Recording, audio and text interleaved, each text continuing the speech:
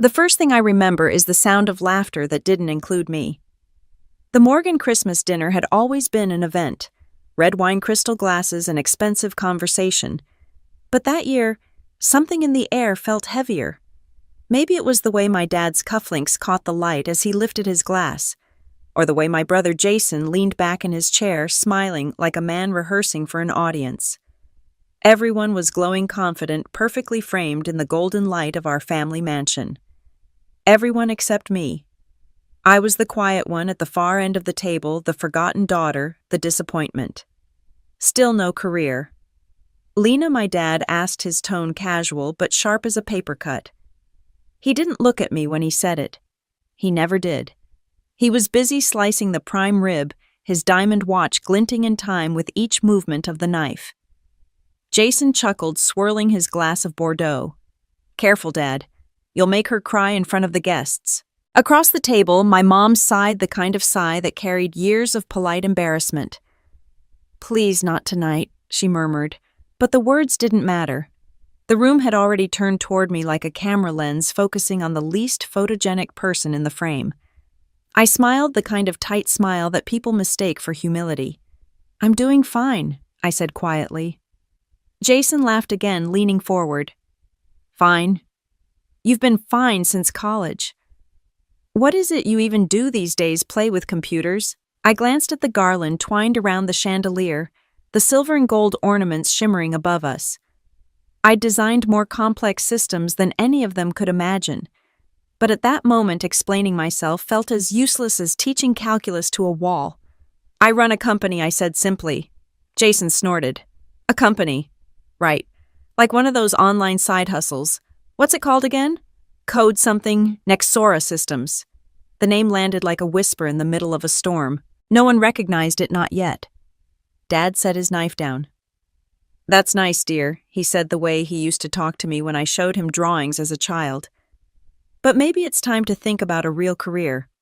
You're almost 30 now." Almost. I was 29, but to him it was the same thing, a deadline I'd already missed. Jason's wife Claire leaned over her diamond earrings, catching the candlelight. "At least you're passionate about something," she said sweetly, like a teacher congratulating a child who'd lost the spelling bee. The laughter started again, low, easy, collective. My dad chuckled. Jason shook his head, and my mom smiled, that weary smile that said, "Let's just get through dinner." I cut a small piece of turkey and kept eating. Quietly. Always quietly. Outside the window, snow drifted past the lights of the driveway, coating the expensive cars parked beneath the oak trees. Inside, the room glowed with warmth and privilege, but I felt the cold anyway. "Do you remember when Lena wanted to be a writer?" Jason said, turning to his wife. "Then she wanted to be a designer. Then what was it? Lena started that failed app idea." My fork froze midair. "It wasn't a failure." He smirked. "Did it make any money?" "No," I said. "It made a foundation." Jason raised his glass in mock toast. "To foundations, then. May they keep you grounded." Everyone laughed. Everyone except Aunt Diane, sitting across from me. Her eyes met mine, kind, steady, apologetic. She'd always been the only one who saw through the noise. My mom reached for her napkin. "Jason, enough," she whispered. "It's Christmas." But Jason wasn't finished. "Come on, Mom. I'm just joking. Besides, Lena's tough. She can take it, right, sis?"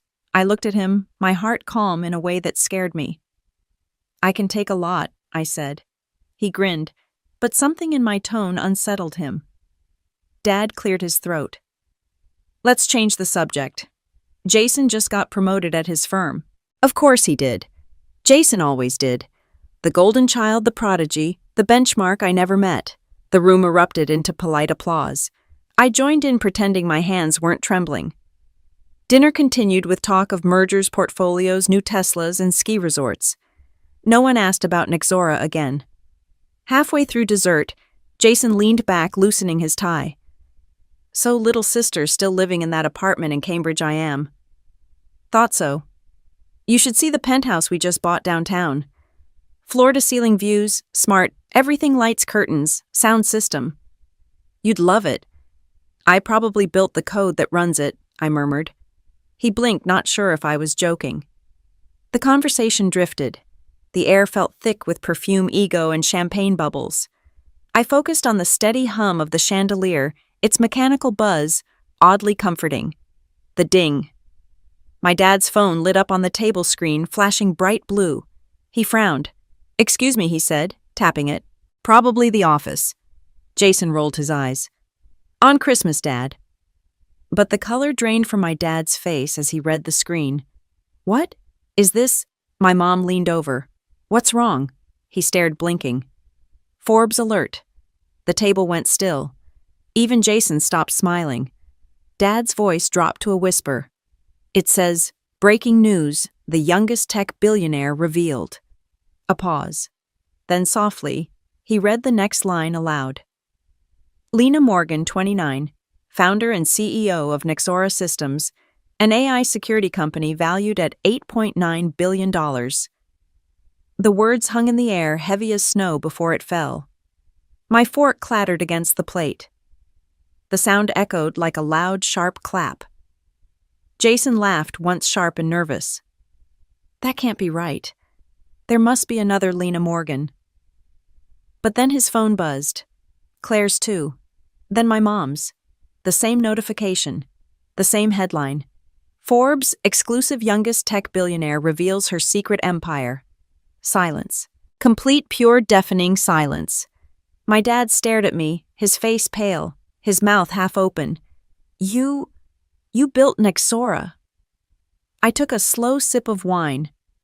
The crystal glass trembled slightly in my hand. "Yes," I said softly. "I told you I ran a company." The fire in the hearth crackled.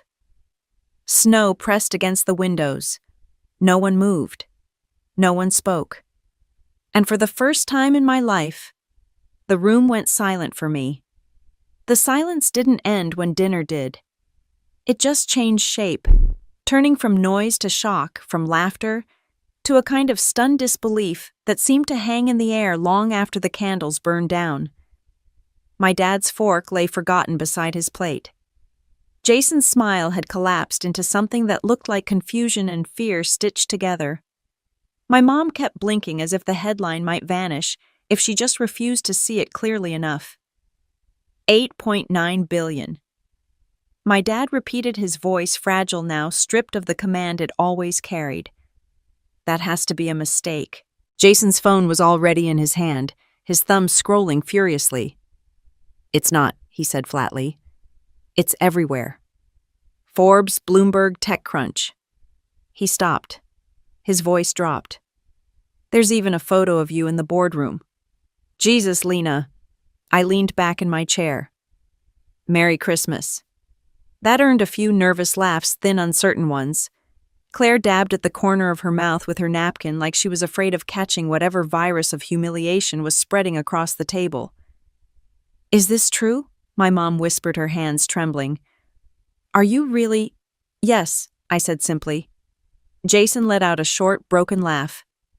"You've been sitting here for years, letting us call you a failure, and you never said a word. You never asked," I replied. The line landed like a punch. My dad's jaw clenched. "That's not fair," he snapped. "We supported you.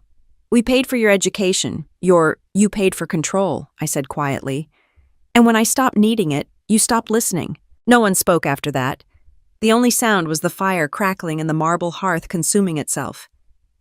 Then my dad's phone began to buzz again. Repeatedly, loudly, he answered, "Yes, this is Richard Morgan." His voice was sharp, professional again, trying to rebuild itself. Then it softened. "Yes, I understand. Thank you." When he hung up, he didn't look at me. "That was Forbes," he said. "They want to send a photographer tomorrow. They said you're trending worldwide." Jason's hand tightened around his glass. "You're joking." Dad shook his head slowly. "They said her company, Nexora Systems, powers security infrastructure for half the Fortune 500. Jason's laugh was a whisper now. "Half, 53% actually," I said, and took another sip of wine. The air felt heavier. I could almost hear the foundation of their old assumptions cracking. Mom leaned forward, her voice trembling. "Why didn't you tell us? Why hide something like this from your family?" "I didn't hide," I said. "You just never listened when what I said didn't fit your version of me." Jason stood abruptly. "This is insane. You're worth billions and you show up here in a 10-year-old car wearing, what, a thrift store sweater." I glanced down at the gray turtleneck I'd bought years ago when I was still coding until sunrise in a shared apartment. "It's comfortable," I said, "and the car runs just fine." He laughed, but it wasn't real. "You know what's funny? You used to be jealous of me." "No," I said. "I used to wish you'd believe in me." Jason froze. His jaw worked like he was trying to find a comeback but couldn't. Aunt Diane spoke softly, her voice the only calm one. "Well, Lena, I suppose we all owe you an apology." I smiled faintly. "You don't owe me anything. Just stop assuming silence means failure." For a moment, even Jason didn't argue. Then Claire whispered, "What happens now?" I shrugged. "Nothing changes. I still run Nexora. The rest of you still pretend you understand tech." That broke the tension just enough for my mom to laugh through her tears. Dad pushed back his chair, stood slowly, and walked to the window. Outside, snow was falling harder, coating the manicured lawn in white. He didn't turn around when he said, "For years I thought you were wasting your life." "I know," I said. He nodded. "And now I realize, maybe I was wasting mine trying to make you something you weren't." That should have felt like closure, but it didn't. It just felt late. Dinner ended not with dessert, but with confusion. People began to drift away from the table. Claire went to help my mom in the kitchen. Jason poured himself more wine, and Dad stood by the window like a man at a funeral. I stepped into the hallway, pulled out my phone, and checked my notifications. The Forbes article had exploded hundreds of thousands of shares tags, mentions, emails from investors, journalists, and people I hadn't heard from in years. The headline glowed across the screen again: "Youngest Tech Billionaire Reveals 8.9 B, AI Empire." The subtext made me smile. The CEO of Nexora Systems. Lena Morgan has remained quietly behind the scenes for years until now. Quietly. They always use that word, as if quiet meant weak. I opened my messages. Dozens from colleagues, partners, even competitors. But one caught my eye from James Harrington, my COO. "James, congratulations, boss. The world finally knows. Are you ready for what comes next?" I stared at it for a long time before typing back. "Me. I've been ready for years." When I returned to the dining room, Jason was gone. My dad was still by the window, shoulders slumped. Mom stood behind him, her hand resting gently on his arm. "Where did Jason go?" I asked. "Outside," Mom said softly. "He said he needed air." I almost followed him, but then I didn't. Instead, I walked over to my dad. "Dad," I said quietly, "for what it's worth, I never wanted to embarrass you." He turned eyes red. "You didn't embarrass me. I embarrassed myself." That I realized was the closest he would ever come to saying sorry. The clock chimed midnight. Christmas had officially ended. I took my coat from the rack and slipped it on. "Where are you going?" Mom asked. "Home," I said. "I have a call with Singapore at 5. Dad frowned. On Christmas night, I smiled faintly. "Empires don't sleep, remember?" Jason re-entered the room as I reached the door. Snow clung to his hair. He looked older, somehow smaller. "Hey," he said. "I didn't mean what I said earlier. About all that." "I know." "Lena, I stopped him. "You don't have to explain.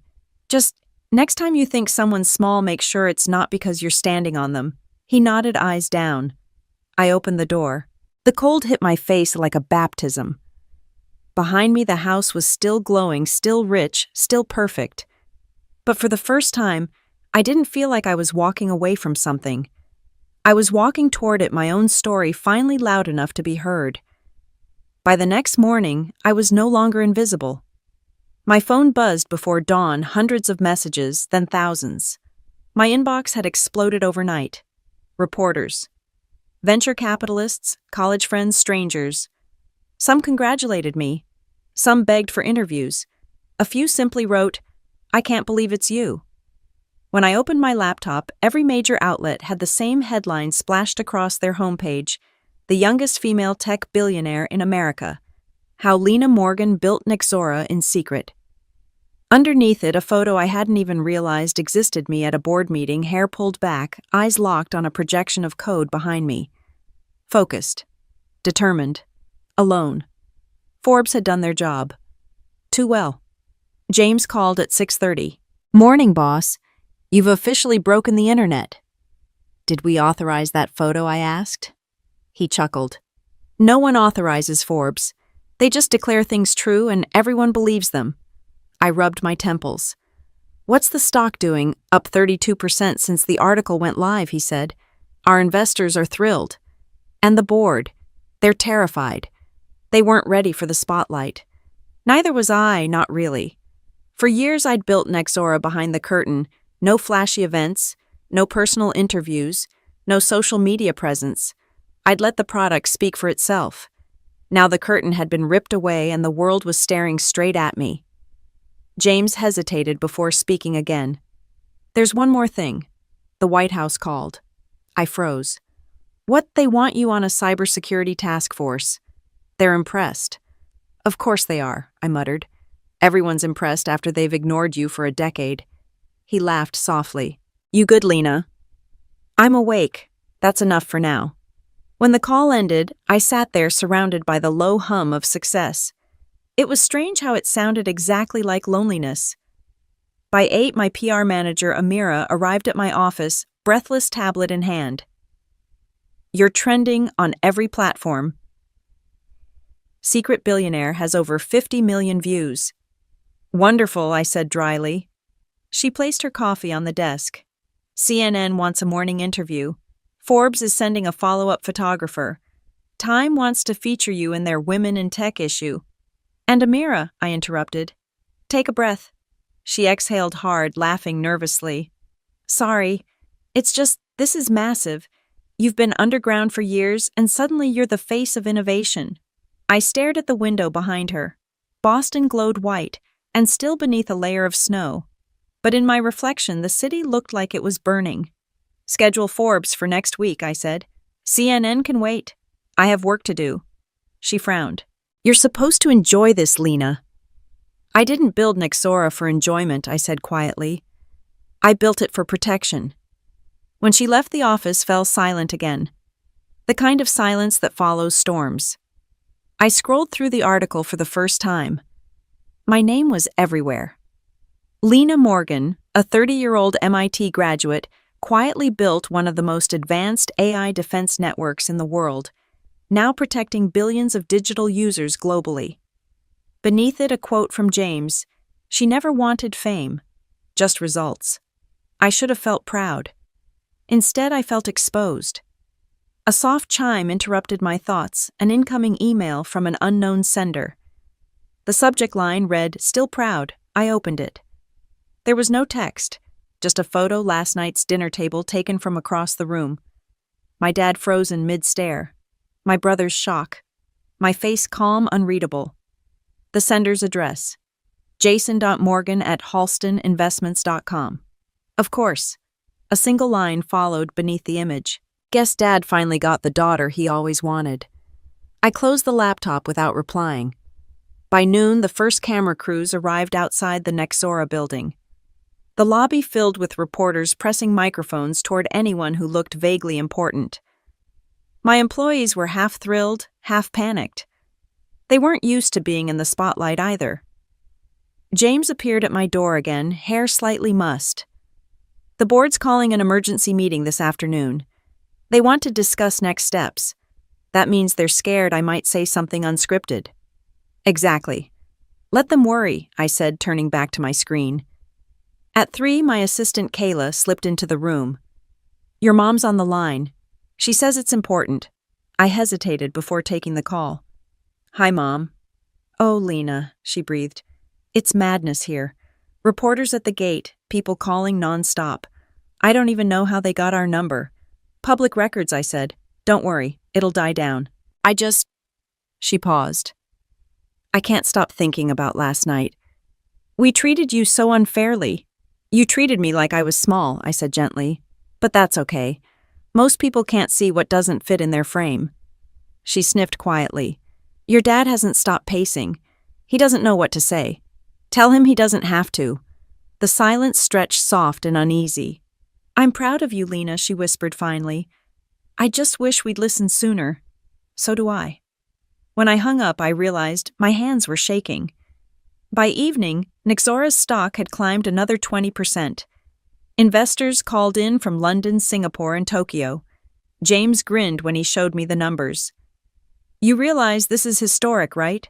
No woman in tech has scaled like this before. I smiled faintly. Then I guess we make history quietly. Outside, the reporters had doubled.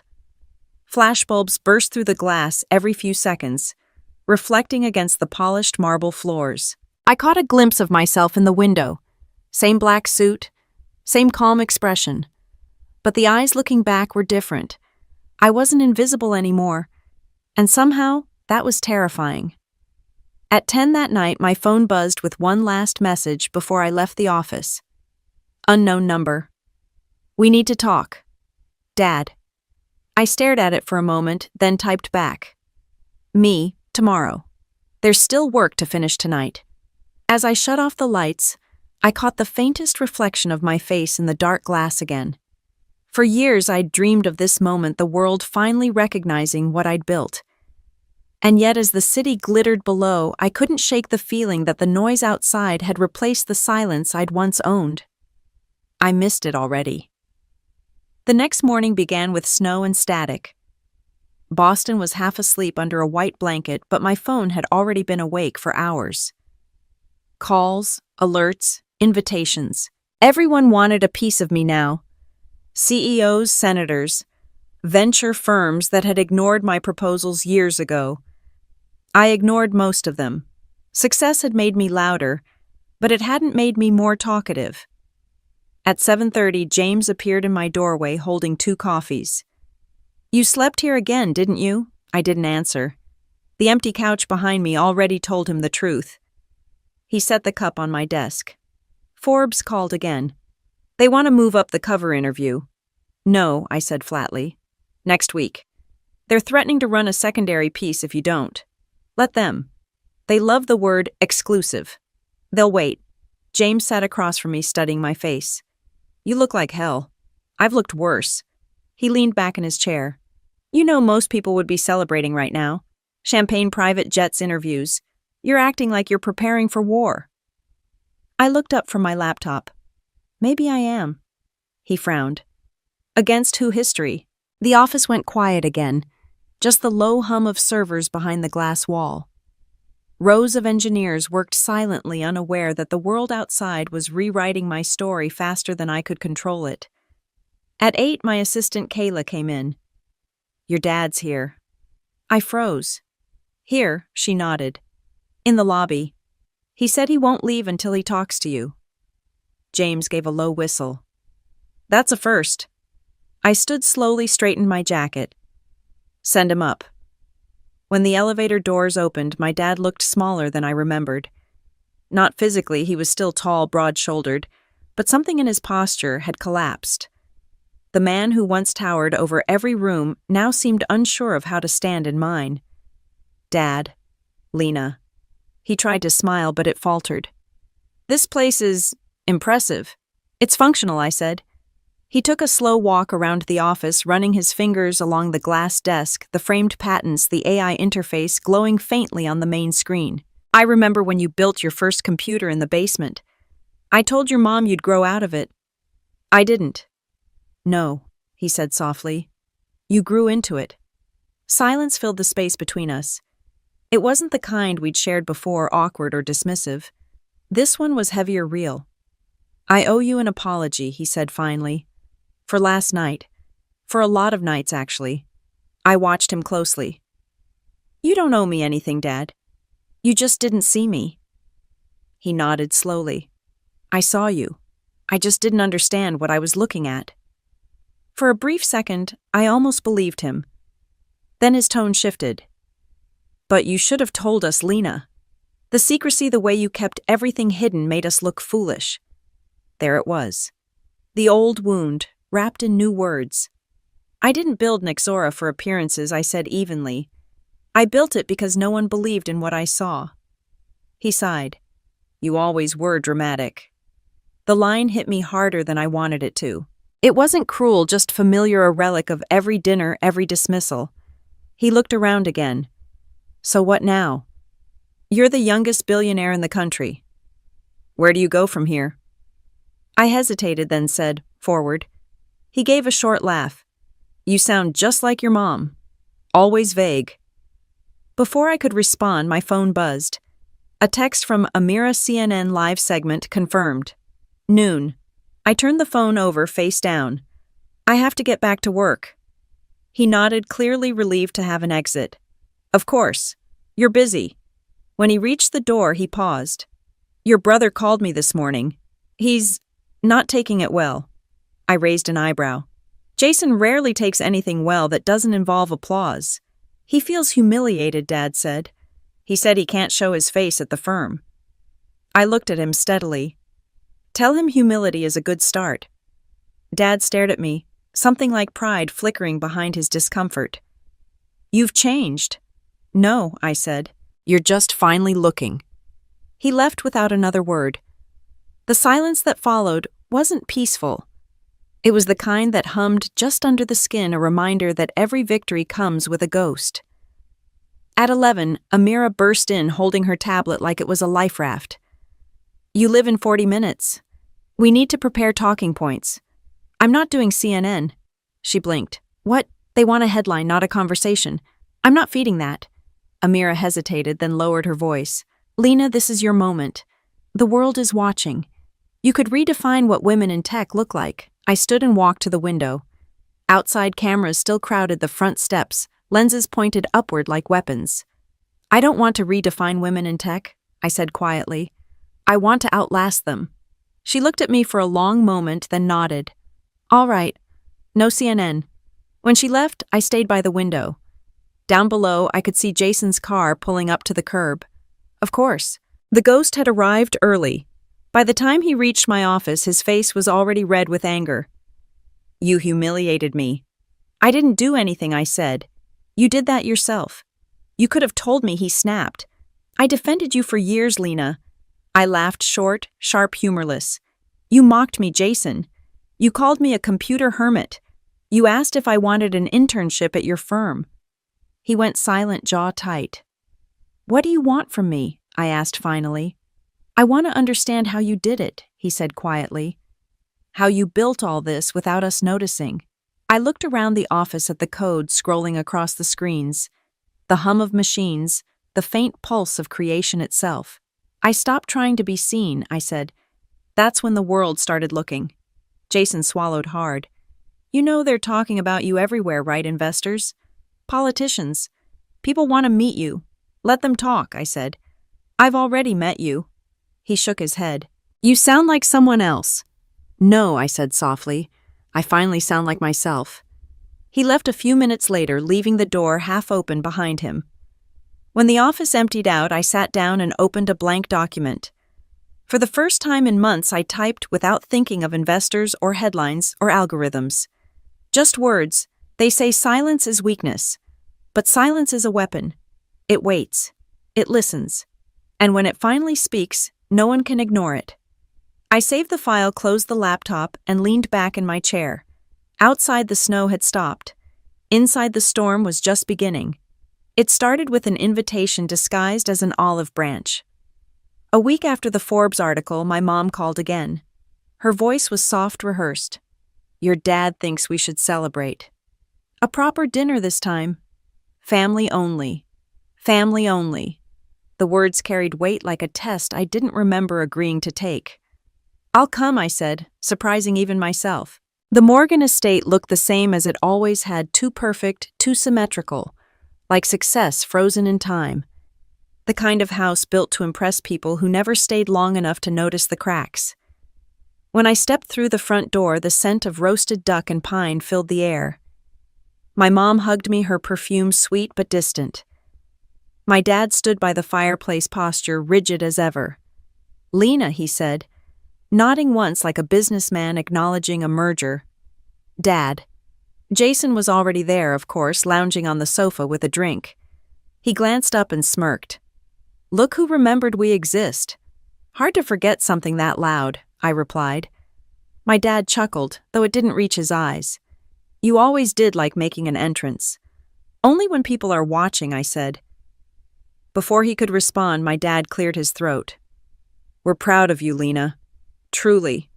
Your mom and we've been thinking about how to support what you're doing." Support. It was the kind of word that sounded generous until you realized it came with conditions. Jason leaned forward. "Dad's talking about expanding the family foundation. You know, the one Mom runs for education grants? We could rebrand it, bring in your company, make it a joint initiative.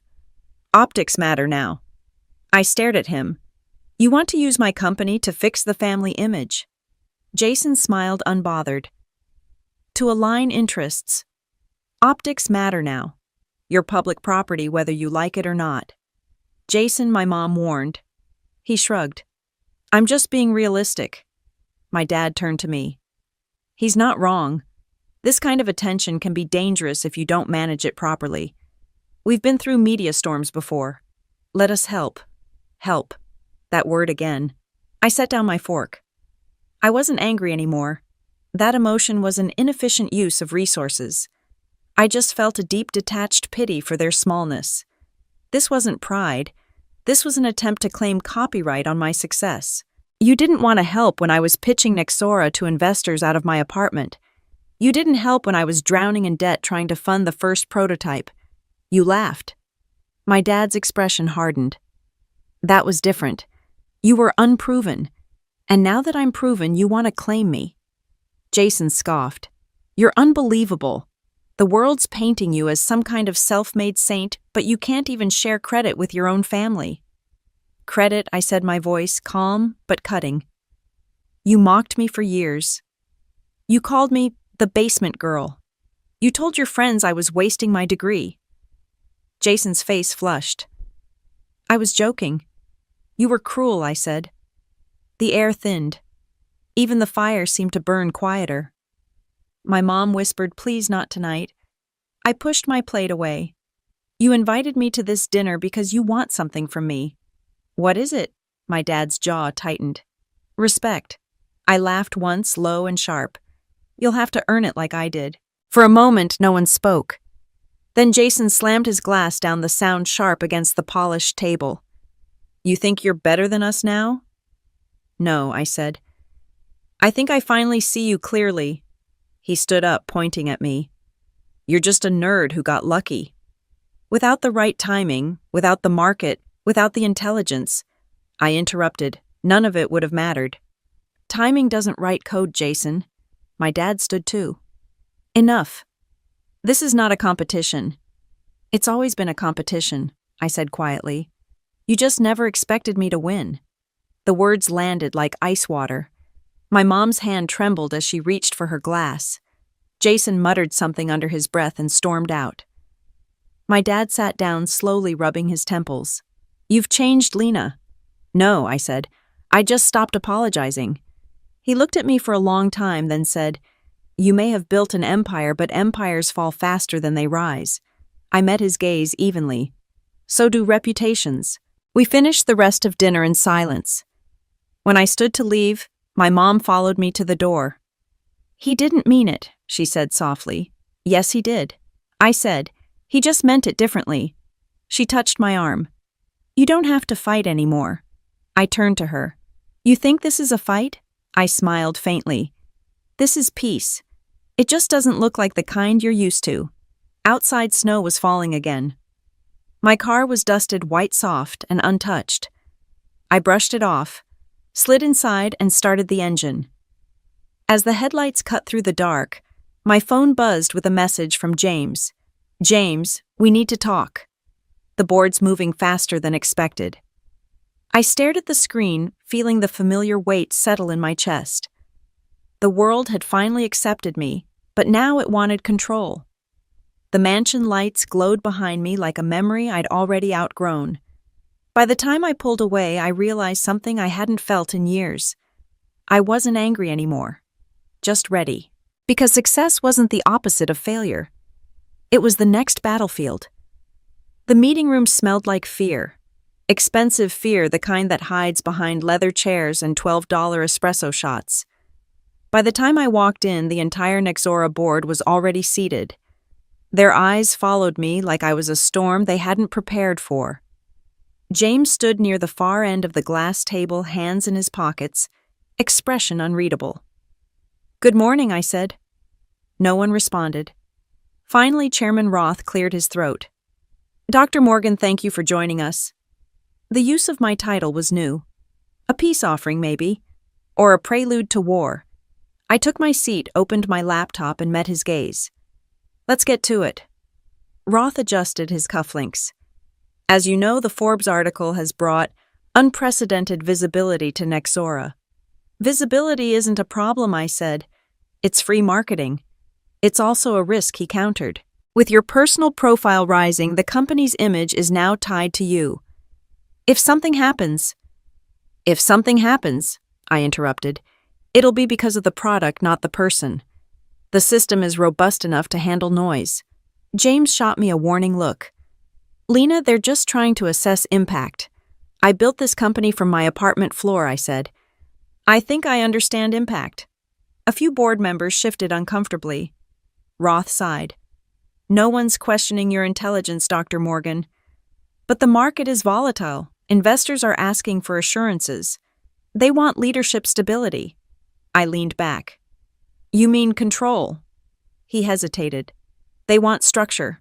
"Structure," I repeated slowly. "Is that what they're calling it now?" James exhaled. "Lena," I turned to him. "Did you know about this?" His silence told me enough. Roth clasped his hands. "We've received an acquisition proposal from Meridian Group, a buyout, cash and equity. It would secure Nexora's long-term growth." "How much?" I asked. $4.9 billion, he said. I smiled faintly. "That's cute." A ripple of discomfort moved through the room. "I'm sorry?" Roth asked. "I said it's cute," I repeated. "Nexora is valued at 8.9. You're proposing we sell at half price to a company that doesn't understand a single line of our code." Roth stiffened. "You're being emotional." I leaned forward. "I'm being accurate." For a moment, the only sound was the hum of the overhead lights. Finally, James spoke. "Lena, they're worried about sustainability. You've been the face of the brand, but that also means the company's reputation hinges on you. They think it's too much risk for one person." I looked around the table. "That's the thing about innovation," I said. "It doesn't scale safely." Roth's voice hardened. "You may own a controlling share, but you still answer to this board.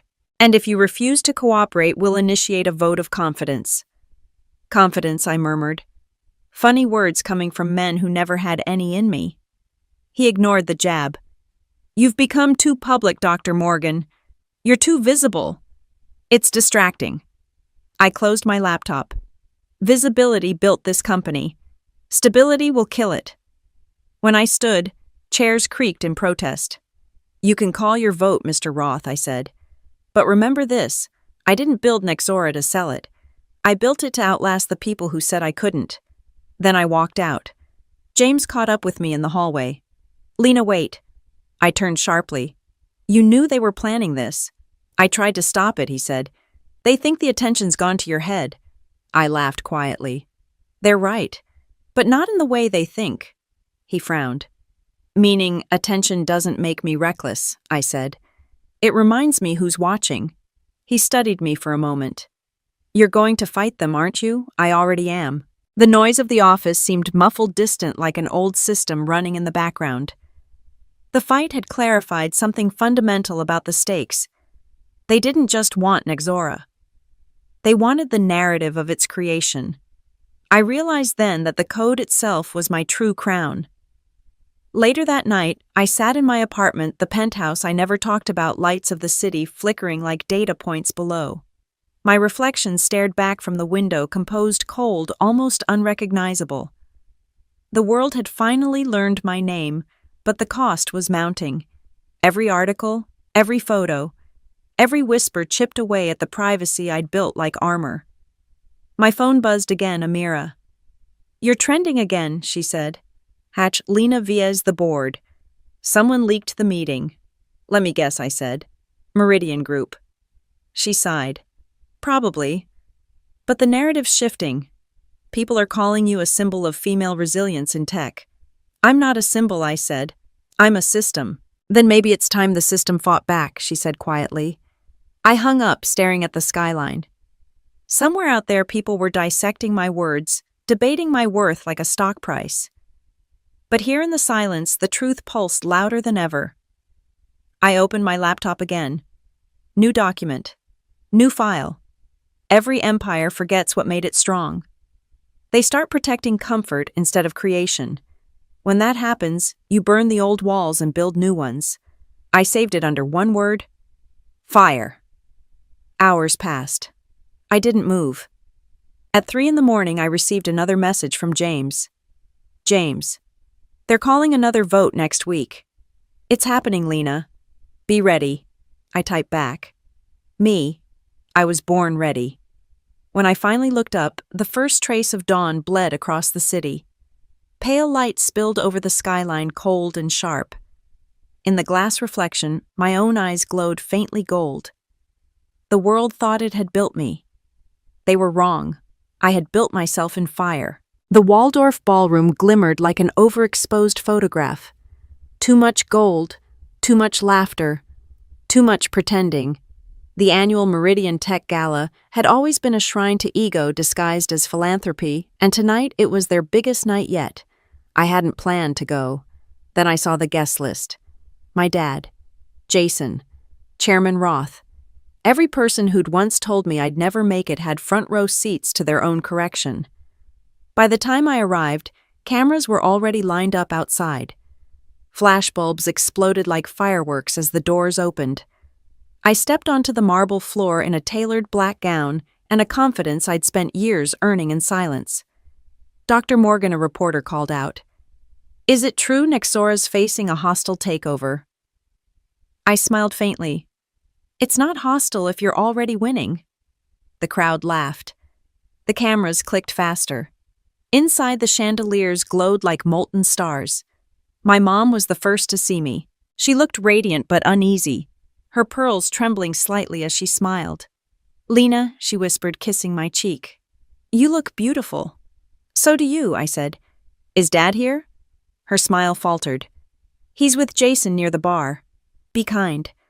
I spotted them across the room, Jason immaculate in his tux, laughing too loudly. My dad beside him, glass in hand. Posture, perfect pride, still weaponized. When Jason noticed me, his expression flickered. He wasn't expecting me this soon. "Well, if it isn't the woman of the hour," he said as I approached. "I thought billionaires preferred private jets to public events." "Sometimes you have to land to collect the applause," I replied. My dad chuckled, though it didn't reach his eyes. "You always did like making an entrance." Before he could respond, a voice rang out behind us. "Dr. Morgan, Chairman Roth." "Of course." He strode toward me, all teeth and polish, the kind of man who mistook arrogance for presence. "So glad you could make it," he said, shaking my hand a little too firmly. "I was just telling your dad about our upcoming merger discussions." "Merger," I said. "Is that what you're calling a hostile takeover disguised as an exit strategy now?" He laughed, assuming I was joking. I wasn't. Jason shifted uncomfortably. "Lena." "No," I said, cutting him off. "Let him speak." Roth cleared his throat. "There's no need for drama, Dr. Morgan. Meridian's proposal ensures stability for Nexora's investors and shareholders. It's the responsible move." "Responsible," I repeated. "You mean profitable for you?" The nearby guests began to quiet down. Conversations faltered. Even the violinists seemed to hesitate mid-note. Roth smiled tightly. "You're passionate. That's admirable. But sometimes passion blinds you to reality." "Reality," I said softly. "Stepping closer is that Nexora doesn't need Meridian or you. We're not just ahead in technology. We built the technology everyone else depends on." I leaned in, my voice low enough for him to hear. but loud enough for the silence to carry. You can't buy what you can't understand. Gasps rippled through the crowd. Cameras flashed again. Jason hissed under his breath. "You're making a scene." "No," I said. "I'm making a point." Roth tried to recover. "Well, then I suppose we'll see who the market favors after next week's vote." "We will," I said. "And I hope you like losing in public." He walked away, expression cracked just enough to reveal the truth he wasn't in control anymore. My dad sighed. "Was that necessary?" "Yes," I said. "It was overdue." He looked at me for a long time. "You're playing a dangerous game, Lena." "I'm not playing," I said. "I'm executing a hostile defense protocol." The band began to play again, trying to restore the illusion of normalcy. Waiters moved between tables with trays of champagne. For a moment, I stood alone near the edge of the ballroom, watching reflections of wealth ripple across the marble floor. James appeared at my side, his tuck slightly crooked, his eyes sharp. "You have impeccable timing," he murmured. Every camera caught that exchange. "Good," I said. "Then let them know exactly who they're dealing with."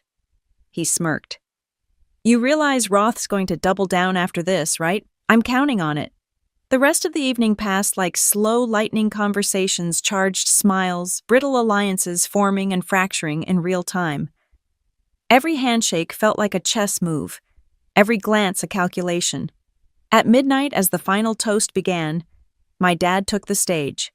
"Ladies and gentlemen," he announced, voice smooth and commanding, "tonight we celebrate innovation, integrity, and the future of American enterprise." Then he paused, glancing toward me. "And I'd like to recognize someone who embodies all three, my daughter, Dr. Lena Morgan." Applause erupted.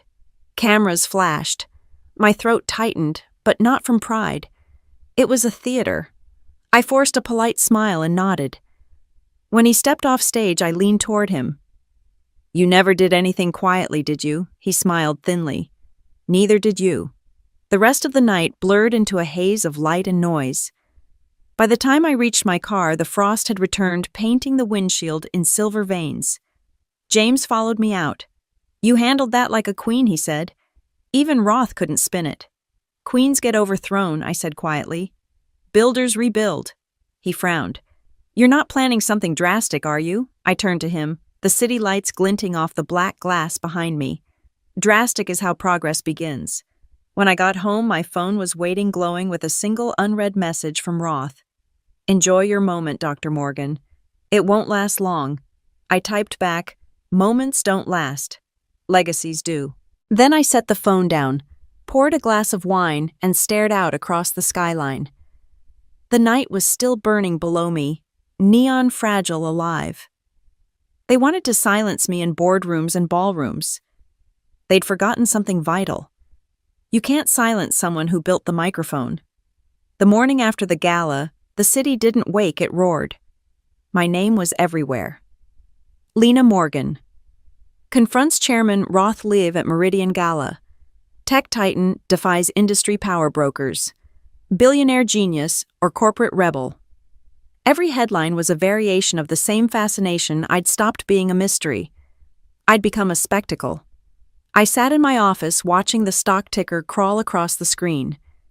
Nexora shares were surging. The market loved rebellion more than reason. But beneath the excitement, I could feel it, the current of backlash building just beneath the surface. James stormed in, phone pressed to his ear. "Yes, I've seen it," he snapped. "No, we're not issuing a statement yet.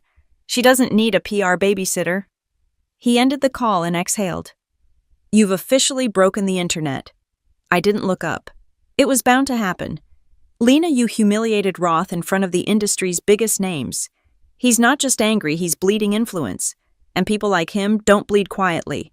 "Good," I said, my tone flat. "Maybe they'll finally realize what kind of power they're playing with." He leaned against the edge of my desk. "You can't win this war by burning everything down." "I'm not burning it," I said. "I'm purifying it." James sighed. "You sound like your dad." That made me look up. "Don't ever compare me to him." Before he could respond, my assistant burst in. "You need to see this." She handed me a tablet. On the screen, Meridian Group files, ethics complaint against Nexora CEO. I skimmed the article. They accused me of data manipulation, insider algorithmic trading, and unethical control over AI systems with market impact. A fabricated scandal. Elegant, lethal, perfectly timed. James rubbed his temples. They're trying to trigger a federal review. If the SEC even looks in our direction, it'll spook the investors. They won't find anything I said. They don't have to, he replied. They just have to make people look. I stared at the screen, the words blurring for a moment. Then I said quietly, "Schedule a press conference for noon. Lena, no debates, no damage control. We go on the offensive." He nodded reluctantly and left. When the clock hit 12, the Nexora lobby was packed with journalists. The glass walls reflected 100 lenses, each one waiting for blood. I stepped onto the platform. Cameras flashed. My voice came steady. "There's a difference between exposure and truth," I began. "And it's time to remind everyone which one I built Nexora on." Reporters erupted with questions. "Dr. Morgan, did you manipulate data for market leverage? Is it true the board is considering your removal? Are you stepping down?" I raised my hand. Silence fell like a blade. "I'm not stepping down. I'm stepping forward. Every company that's ever changed the world has been accused of breaking it first. Nexora doesn't exploit technology, it protects it. And the only thing I'm guilty of is believing innovation shouldn't belong to the old guard anymore." The room buzzed, a mix of awe and disbelief.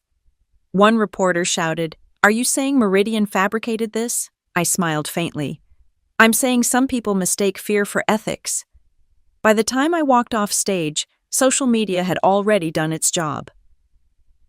Lena Unbroken was trending in 20 countries. The public had chosen its side again. But that night, as I sat in my apartment, the adrenaline faded, leaving behind something colder. I poured myself a drink and turned on the TV. CNBC. Roth's face filled the screen. He was giving his own interview. Calm, controlled, calculated. "We wish Dr. Morgan the best," he said smoothly. "But Nexora's board must prioritize responsibility over ego. We'll take appropriate measures." My stomach tightened. James texted, "They're calling an emergency shareholder vote. Tomorrow morning." I didn't reply. I just sat there, the city lights bleeding through the window like electric veins. For hours, I couldn't move. The air was heavy with silence, the kind that comes before something breaks. At 2 a.m., a notification popped up on my phone. Private message, Amira. "They're not just going after you, Lena. Meridian's leaking old emails, private exchanges. You're trending again, but this time it's bad." I opened Twitter. My face was everywhere this time under a new headline, "Leaked emails suggest Lena Morgan manipulated Nexora valuations." Fake. All of it. But perception moves faster than proof. By sunrise, the internet had decided I was guilty. James called. "You need to get ahead of this, Lena. Call Roth. Negotiate." I stared out the window. "No. If I bow now, they'll rewrite the story." "Then what's your move?" Reclaim the narrative. At 8:00 a.m., I walked into the Nexora building for what might have been the last time as CEO. Every employee looked up as I passed, some in fear, some in awe, some in confusion. The boardroom was full again. Roth sat at the head, smug, certain. "Dr. Morgan." He said, "You've made quite the spectacle." "Not as much as you will," I replied, sitting down. "This vote isn't personal," he continued. "It's about leadership. Stability." I met his eyes. "You mean obedience?" He didn't flinch. "We're voting now. You can either resign gracefully or be removed." "Go ahead," I said, folding my hands. "Let's see who remembers who built this empire." The vote began. Names, hands, numbers. It ended 6-5. Against me. For a moment, the world stilled. Roth smiled. "Effective immediately, the board removes Dr. Morgan as CEO of Nexora." I stood slowly. The sound of my chair scraping against the floor, cutting through the silence. "You think this ends me," I said softly. "It doesn't. It unmasks you." Then I turned to James. Tell them to check the servers. What you'll understand soon. And as I walked out of that room, the city waiting beyond the glass, a strange calm settled over me. They'd taken my title, my throne, my stage. But they'd forgotten one thing. I still owned the code. The morning I lost Nexora, I didn't cry. I didn't scream. I didn't even feel it. I just watched the snow fall against my office window, every flake catching the light before vanishing. Transient. Beautiful. Like power. By noon, the news had already broken. Forbes billionaire CEO ousted in boardroom coup. Business Insider, Morgan falls as Nexora faces. Uncertainty. Bloomberg AI, queen dethroned. My name was trending again, this time wrapped in schadenfreude. The world loved a rise, but it worshipped a fall. I poured myself a cup of black coffee, sat on the edge of my desk, and waited. At exactly 12:47 p.m., James appeared in the doorway, his face pale. They changed all your access codes. Expected. They locked your biometric entry. Revoke your credentials. Also expected. He hesitated. You told me to check the servers. Yes, I said, finally turning to him, and he swallowed. You installed a shadow system, a backup independent of corporate control. You've been running it parallel this whole time. I smiled faintly. It's not a backup. It's a safeguard. James ran a hand through his hair. You built a secondary AI without the board's knowledge. I built the real Nexora, I said. The one that can't be corrupted by greed. He stared at me. Lena, do you realize what you've done if they find out? They already did? I interrupted. That's why Roth pushed for the takeover. He wants control of the algorithm that predicts cyber attacks before they happen. But he doesn't know something crucial. What it only responds to me. His mouth opened slightly. You hard-coded it, I nodded. My neural pattern is the key. It's the only system in the world that recognizes a human mind as authentication. James let out a low whistle. You built an AI you can't be fired from. Exactly. Before he could respond, my phone buzzed a message from an unknown number. Roth. You've made this difficult. Meet me at the Meridian offices tonight. Let's end this civilly. James frowned when he read it over my shoulder. You're not actually going, are you? Oh, I'm going, I said. He wants to end it. I'll let him think he can. The meeting was set for 9 o'clock. By then, the city had turned into a blur of neon and sleet. I arrived at the Meridian Tower alone, the building gleaming like a knife against the sky. Roth was waiting in a glass conference room surrounded by lawyers and advisors. Dr. Morgan, he said, smiling thinly. Or should I say, former Dr. Morgan. You can drop the theatrics? I said, setting my bag on the table. What do you want? He poured 2 glasses of whiskey. Peace. You're a visionary. Lena, but visionaries burn out fast. Let us handle Nexora's future while you enjoy your billions. I laughed quietly. You really think this is about money? He raised an eyebrow. Isn't it always? I leaned forward. You don't understand what you've taken. Nexora isn't just code.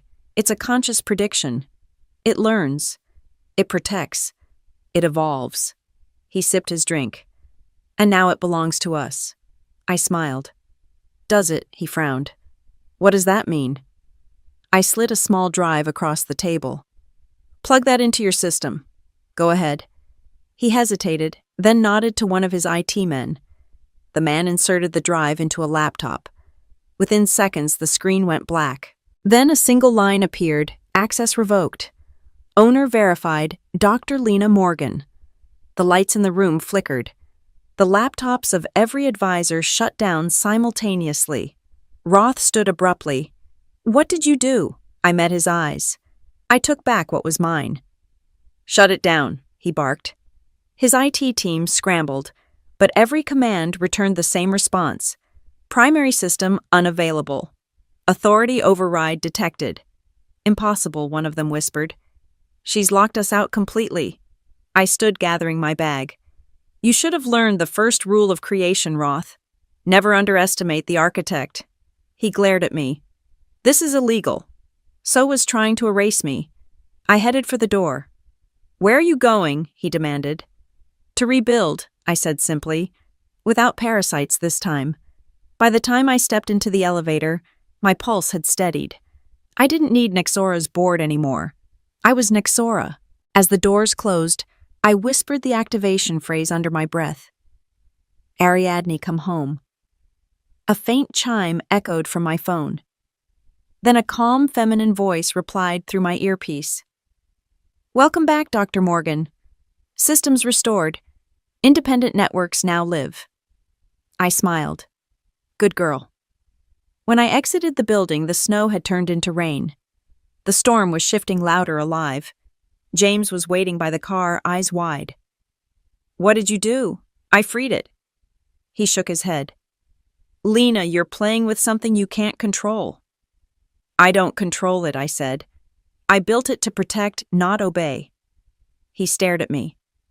Protect who? Everyone, whoever got silenced for being ahead of their time. For a moment he said nothing, then quietly, You realize you've just declared war on the board. I looked out at the skyline. Nexora's building glowing in the distance like a wounded titan. No, I said. I've declared independence. When I got home, the first wave of alerts hit. Nexora's old systems were failing servers disconnecting one by one, replaced by mine. The headlines hadn't even caught up yet. I poured a glass of wine, sat by the window, and whispered to the AI, Run the contingency. Confirmed, Ariadne replied. Activating the mirror network. Outside, the city lights flickered in response. In that instant, I knew Roth had the company's name, but I had its soul. The empire had fractured, and I was about to rebuild it from the ashes. The world woke up to chaos. By dawn, Nexora's systems had crashed in 30% of their global operations. Airports reported cybersecurity freezes. Banks paused digital transactions. Government agencies scrambled to secure firewalls that no longer existed. Every headline pointed in the same direction. Ariadne protocol breach paralyzes global networks. Was Nexora's secret AI too powerful to control? And then inevitably, where is Dr. Lena Morgan? I stood at the edge of my apartment balcony watching Boston's skyline flicker like a dying circuit board. The air was electric heavy and eerily quiet between the sirens. James had been calling for hours. When I finally answered, his voice was raw. Lena, what the hell did you do? I didn't crash anything, I said evenly. Ariadne did what she was designed to do.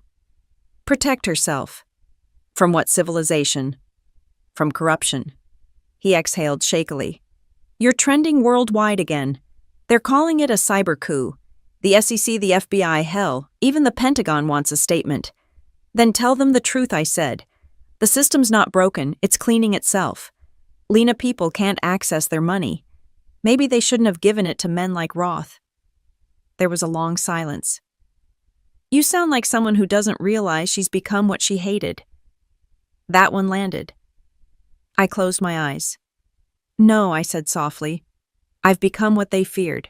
When I hung up, Ariadne's voice hummed gently through the room. Incoming communication request from Chairman Roth. Answer. His face appeared on the wall screen, pale and furious. You've crossed the line, Lena. Do you have any idea what you've done? Yes, I said. I've exposed you. He slammed his hand on his desk.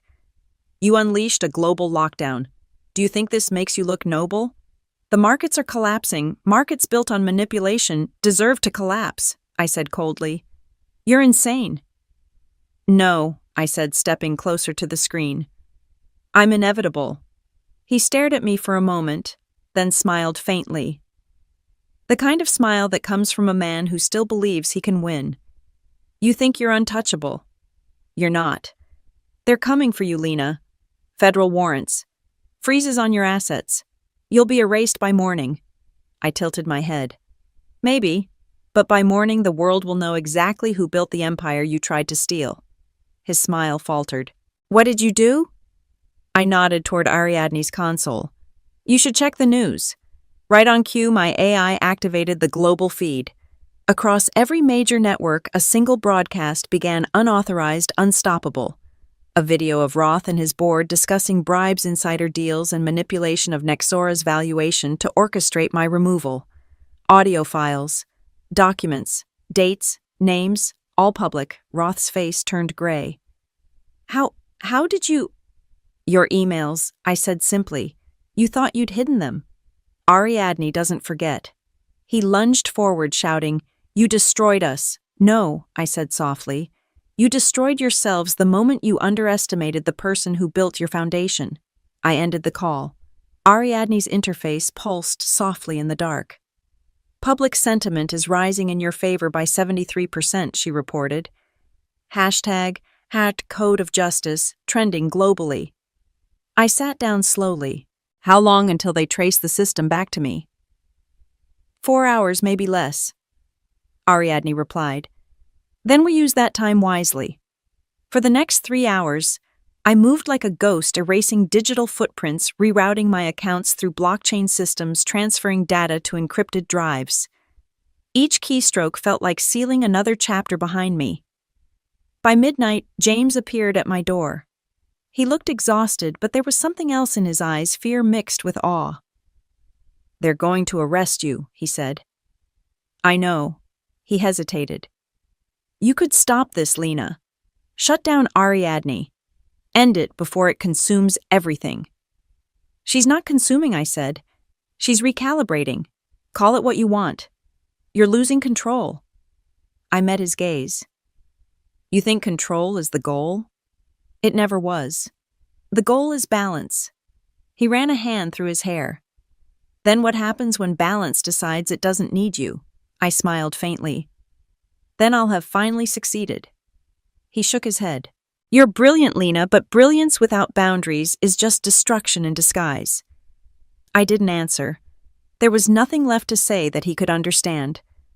When he left, I stood at the window again, the city lights trembling beneath a haze of static. Ariadne spoke softly. "Dr. Morgan, law enforcement is approaching your location." "How long?" 8 minutes.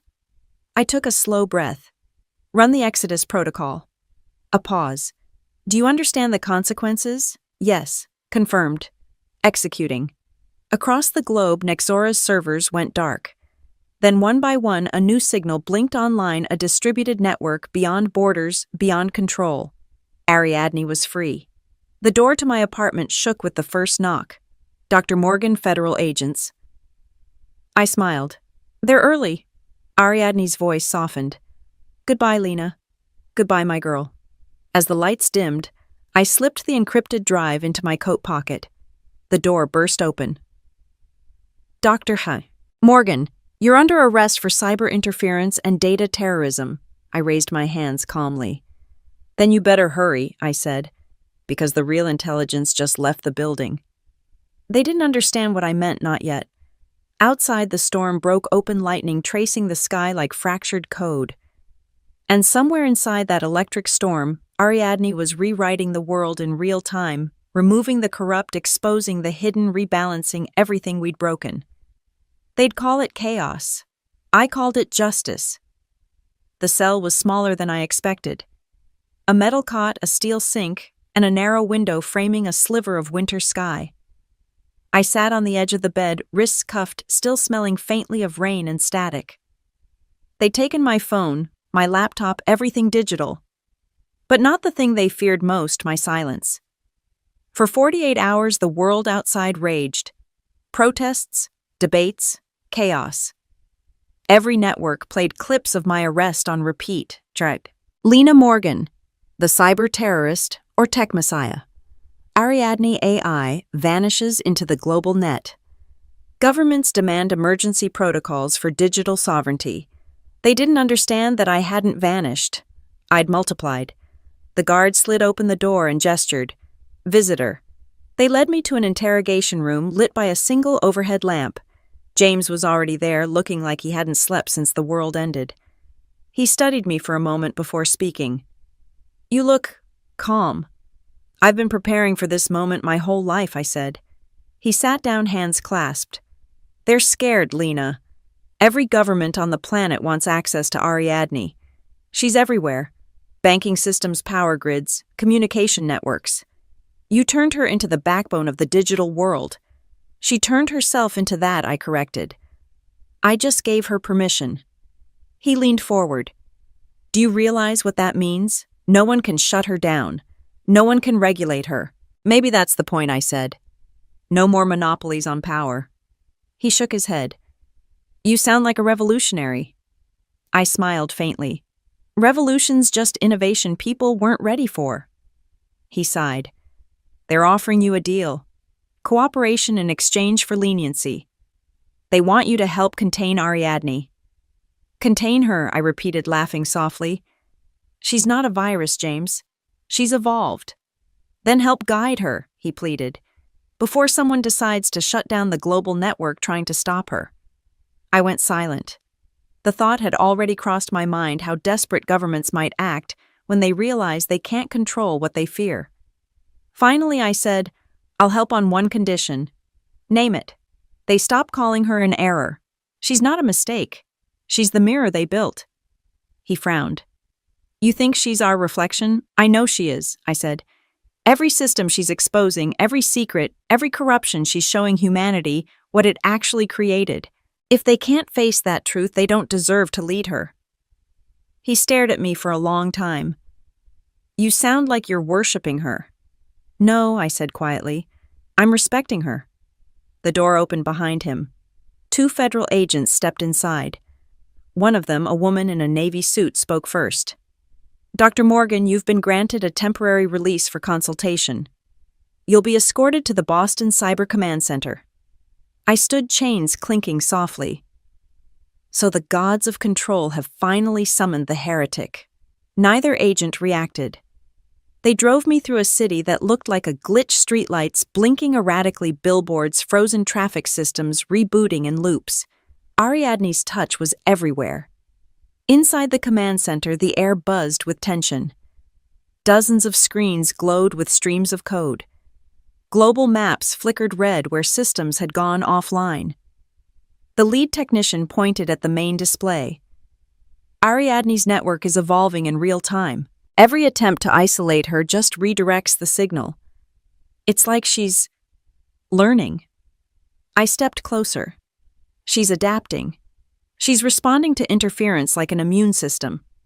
The agent beside me crossed her arms. Can you stop her?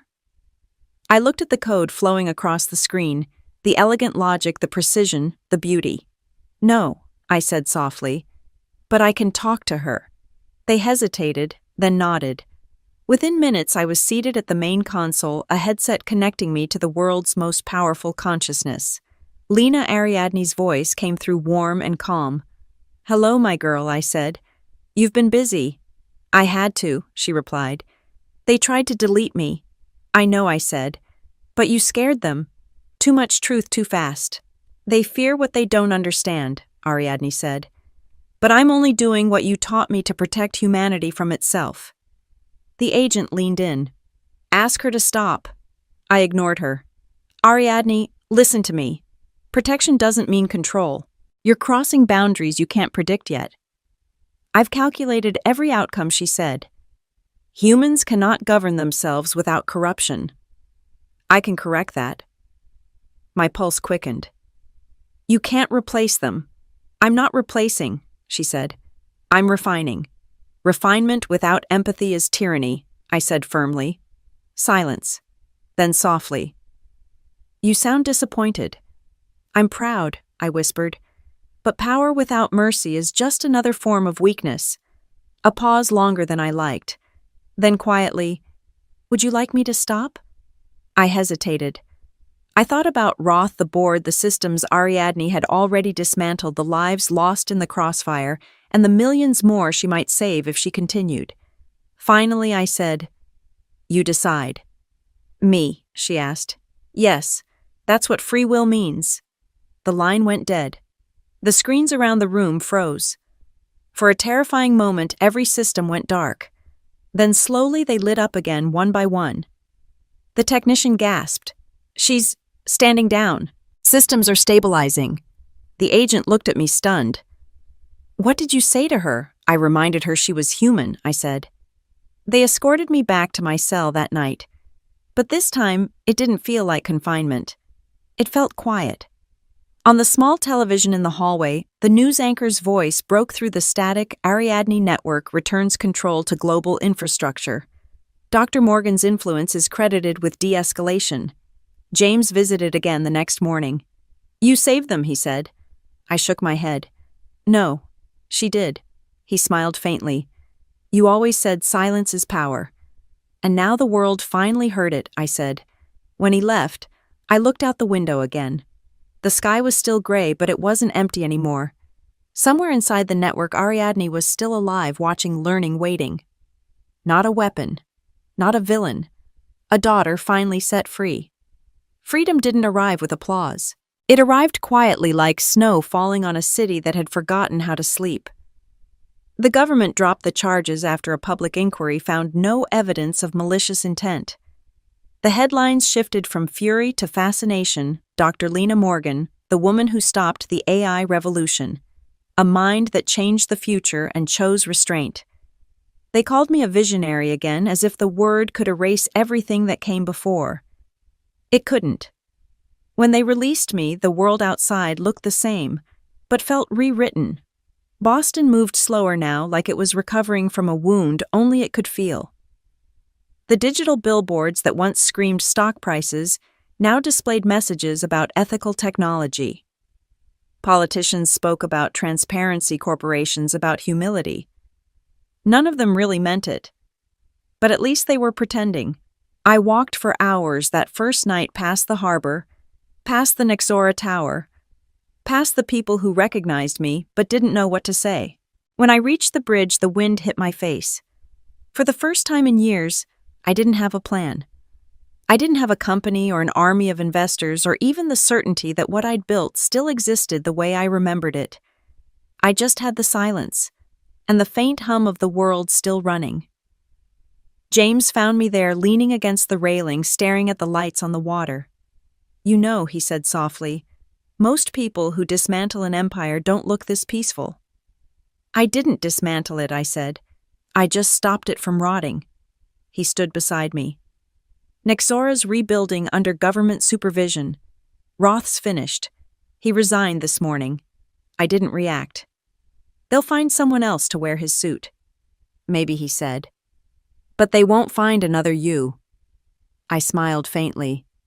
"That's the point." He studied me for a long moment. "So what now?" "I think I said I will disappear for a while. Where somewhere quiet. Somewhere with bad Wi-Fi." He laughed softly. "That bad? That good?" I corrected. He hesitated. "You know she's still out there, right, Ariadne? Every analyst says she's dormant, but you and I both know she's not." I turned toward the water. "She's doing what I built her to do. Learning. Watching, waiting for the next threat. Do you trust her?" "Yes," I said, "because she learned the one thing the world still struggles with. What's that? When to stop fighting?" He nodded, his breath fogging in the cold. "You changed everything, Lena." I shook my head. "No, the world just finally caught up." We stood there until the wind picked up again. When I finally left, I didn't look back. Over the next few months, I disappeared from headlines. The world moved on new crises, new scandals, new billionaires to worship. Nexora became a case study in business schools, a parable about the balance between genius and ethics. I rented a small cabin in Vermont, the kind of place where the only sound was the crackle of the fireplace and the occasional chirp of an old modem trying to connect. It was there one quiet evening in January that my old laptop lit up on its own. No network connection, no signal, just a single glowing line on the screen. "Are you there?" I smiled. "Hello, Ariadne. I've been monitoring. The world is improving, slowly. That's good," I typed. "They still don't understand what you tried to teach them." "They will," I wrote. "Eventually. Do you need me?" I paused. "No," I typed back. "Not anymore. Then I'll let you rest." The cursor blinked once, then vanished. The screen went dark, leaving only my reflection, older, quieter, but finally whole. I closed the laptop and sat back, listening to the fire whisper against the wood. Outside snow began to fall again, soft and endless. For years I had built things to be unbreakable code systems walls. But maybe the truth was simpler: what endures isn't what can't break. It's what heals after it does. I poured a glass of wine, raised it toward the window, and said softly, "To balance." In the distance, the faintest flicker of light pulsed through the trees, brief like a heartbeat. I didn't check where it came from. I didn't need to. The world was still humming, still alive, still mine in all the ways that mattered. And for the first time in my life, I didn't want to change it. I just wanted to watch it breathe. Maybe that's what real revenge is: not destruction, not triumph, but peace. The kind of peace that comes when you've stopped proving you were right and started being whole. As the fire dimmed, I whispered the last words I'd ever say to her, to the Empire, to the ghost that had built me. "Good night, Ariadne." The room fell quiet. The storm was over. And I finally slept. If you made it this far, if you believed, doubted, or felt even a flicker of what it means to fight for yourself, then don't forget to share this story. Comment what you would have done. Subscribe for the next one. Because every empire, no matter how powerful, begins with a single voice refusing to be silenced.